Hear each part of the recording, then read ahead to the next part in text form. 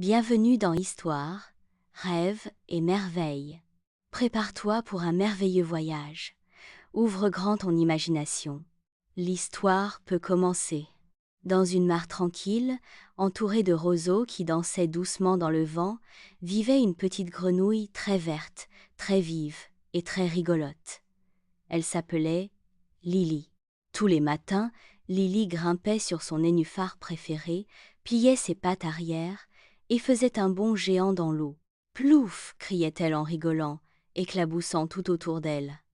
Les canards râlaient un peu, les libellules fuyaient, mais Lily riait, riait, riait.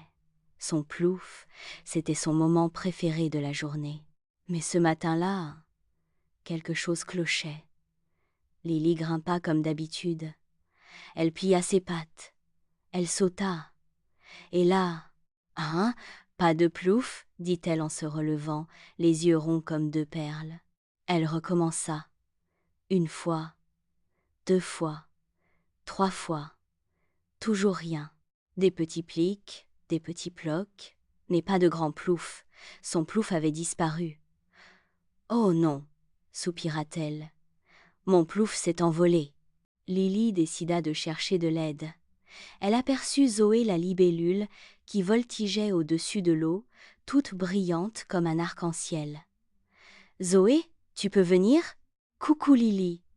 Tu veux faire la course ? » « Non, j'ai perdu mon plouf.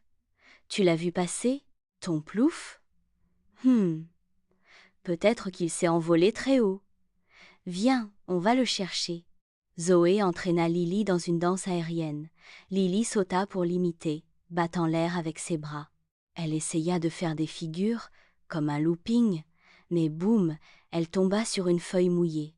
« Aïeux, t'as vu ? Tu voles presque !»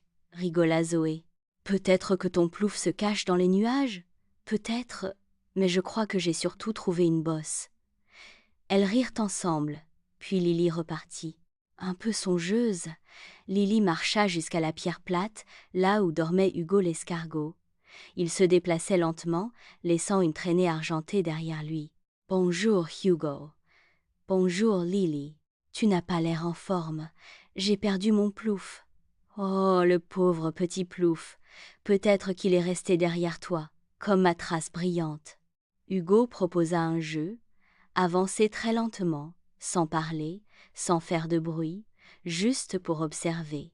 Lily vit des petites fourmis qui transportaient des miettes, un papillon qui se posait délicatement sur une fleur, et même une grenouille minuscule qui la regardait avec admiration. « Tu vois, » dit Hugo, « quand on prend son temps, on découvre de belles choses. » « Oui, c'est vrai, mais mon plouf ne semble pas être dans les herbes.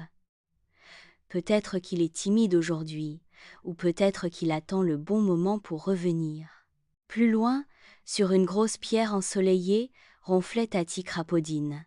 Elle était vieille, un peu bossue, et toujours de bons conseils. « Tati, Tati, réveille-toi, hein ? Oh, Lily, chérie, que se passe-t-il ? Mon plouf, il est parti envolé, disparu. Ton plouf ? C'est pas seulement de l'eau, ma douce, c'est de la joie, de l'élan, du rire. » Tati l'entraîna dans une flaque de boue et se mit à sauter dedans comme une petite grenouille. Lily n'en croyait pas ses yeux. Elles sautèrent, glissèrent, éclaboussèrent, et Lily éclata de rire. « Tati, t'es toute sale, et toi aussi, et tu rigoles enfin. Hihi, oui. Tu crois que ça aide pour retrouver un plouf ? Le plouf, c'est dans ton cœur. S'il rigole, l'eau le suit. » Lily courut jusqu'à son nénuphar préféré. Elle plia les pattes, inspira très fort, ferma les yeux, et pensa à Zoé qui volait, à Hugo qui brillait, à Tati qui gloussait. Et là, elle sauta, très haut, très loin, plou. Un énorme éclaboussement recouvrit les roseaux. Les canards applaudissaient avec leurs ailes. Zoé tournoyait de joie.